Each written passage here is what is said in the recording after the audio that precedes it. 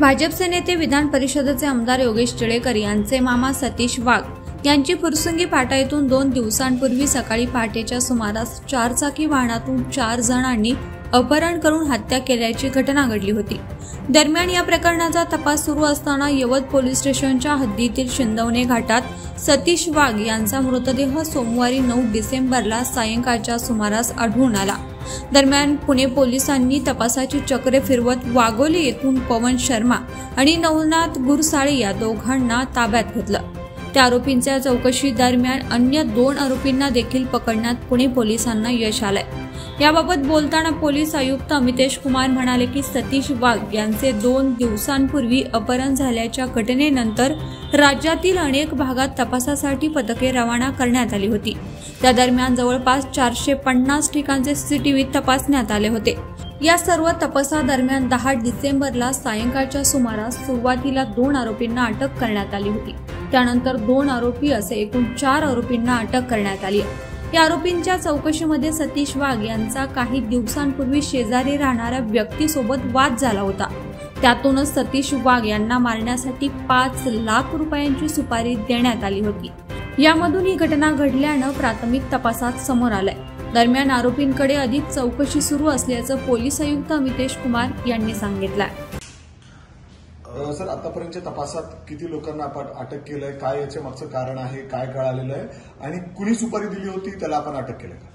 हो, बरोबर आहे। या घटनेमध्ये एकूण 4 आरोपीला अटक करण्यात आलेली आहे। गाडीमध्ये जे मर्डरचे घटनाला अंजाम दिले तसे 4 आरोपीपैकी 3 आरोपी सध्या पोलिसांच्या ताब्यात आहे। यामध्ये तपासामध्ये एका व्यक्ती शेजारी राहणारे व्यक्ती यांचे वैयक्तिक वादाचे कारणांनी त्यांनी सुपारी दिल्याची बाबी समोर आलेली आहे।